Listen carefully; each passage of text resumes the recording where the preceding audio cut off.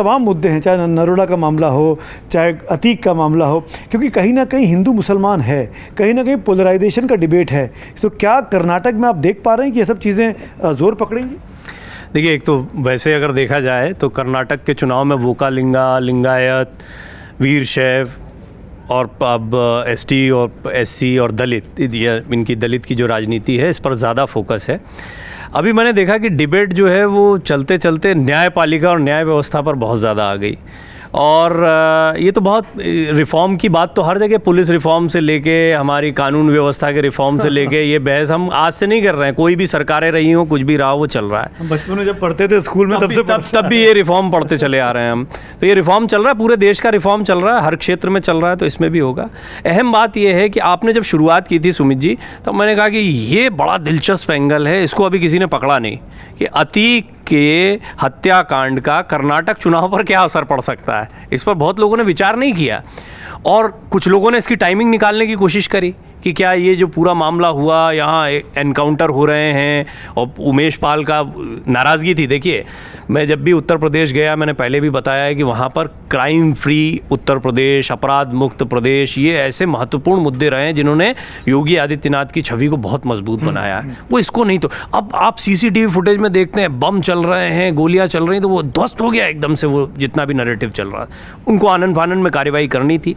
इससे पहले भी विकास दुबे का जब एनकाउंटर हुआ था तो वो भी अपने आप में एक बहुत सवालों में रहा था। और जैसा शिवम कह रहे थे, या कि किसी ने नहीं कहा, मैं बता दूं, याद दिला दूं कि ममता बनर्जी और सारे लोगों ने उस समय भी ये सारा बातें कही थी। ऐसा नहीं है कि वो इस पर चुप रहे थे, लेकिन वो मुद्दा नहीं उठा। अतीक का मुद्दा क्यों उठ रहा? अब आपका सवाल जो है, एक माफिया का मारा जाना, दूसरा एक सांसद का मारा जाना। अभी तक वो उसका जिक्र ही नहीं आया कि वो सांसद भी था भाई, वो राजनेता भी था, उसने सरकारें बनाई बिगाड़ी हैं, सरकारें बनाने बिगाड़ने के खेल में भी हो रहा है। और नो डाउट कि वो एक माफिया था और दुर्दांत माफिया था, और उसको लेकर थोड़ा सा एक जो ये लहर है कि हाँ चलो ठीक है, मर गया, तो जो तरीका है, जिस तरीके से हुआ है वो गलत है। और तीसरा महत्वपूर्ण पॉइंट जो आपने उठाया, एक मुसलमान मरा है, ये बहुत ख़तरनाक है। माफिया माफिया होता, विकास दुबे भी मरा था, सही बात है। कोई भी माफिया हो, किसी भी धर्म का हो, किसी जाति का हो, कोई माफिया की तो धर्म जैसे साधु संतों की नहीं होती है, ऐसे माफिया की भी नहीं होती है, लेकिन इसका इस्तेमाल बहुत होता है। अब आप पुराने वीडियोस देखें भाई, क्या लाके देना चाहते, असद का भाषण चल रहा है कि मेरे पिताजी मुझसे मांगते हैं कि इस्लामी लड़ाकों की सीडी ला दो और साथ में ओवैसी साहब को पीछे से ले आओ, तो बड़ा ये भाषण है उसका, वायरल हो रहा है। अब एक नैरेटिव ये है कि ये जो है, ये एक ऐसे लोग थे जो मुस्लिम राजनीति को प्रेरित करने वाले या ध्रुवीकरण करने वाले वो लोग थे। ये हमेशा से उत्तर प्रदेश की सियासत में तो आरोप लग रहा था, और मैं लगातार कह रहा हूँ सुमित जी कि क्या उत्तर प्रदेश की तर्ज पर कर्नाटक का चुनाव होगा, ये बड़ा सवाल है। क्यों?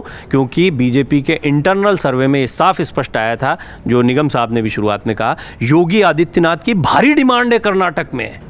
वो प्रचार करने चले जाए तो उतना फ़ायदा होगा जितना येदुरप्पा से नहीं होगा फ़ायदा। अब ये क्यों जनरेट हुई?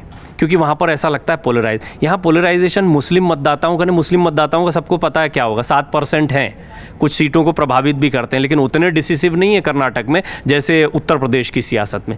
लेकिन क्या हिंदू वोटों का पोलराइजेशन इस आधार पर हो जाता है?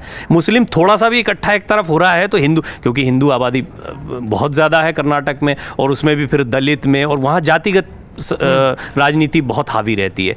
जातिगत राजनीति से अगर आपको ऊपर उठना है या फिर उसको और मजबूत करना उस फैक्टर को, तो आप उसको पोलराइज कर दीजिए। आप हिंदू हो, आप वोकालिंगा और वीरशैव और लिंगायत बाद में हो, ST SC बाद में हो, दलित बाद में हो, पिछड़ा बाद में हो, आप पहले हो हिंदू। ये कोशिश येदुरप्पा साहब ने शुरू भी कर दी है। देखिए अतीक वाले मामले को कितना पोलराइजेशन ये वहाँ पर होता है, ये तो देखने वाली बात होगी। लेकिन मैं इस बात से इनकार नहीं कर सकता कि इसकी आँच सीधे सीधे कर, और ये कहना कि इसका कोई कनेक्शन है कि वो टाइमिंग के साथ हो गया, ये सब भी बहुत जल्दबाजी हो जाएगी। पुलिस का मामला अलग है, अतीक का मामला बिल्कुल अलग चल रहा था, कर्नाटक चुनाव बिल्कुल अलग चल रहे थे। इत्तेफाक आप कह सकते हैं, या फिर आप कह सकते हैं कि इसका फ़ायदा वहाँ पर उठाया जाए। मन से उजाला कर चले, मन से उजाला कर चले, एक अमर उजाला कर चले।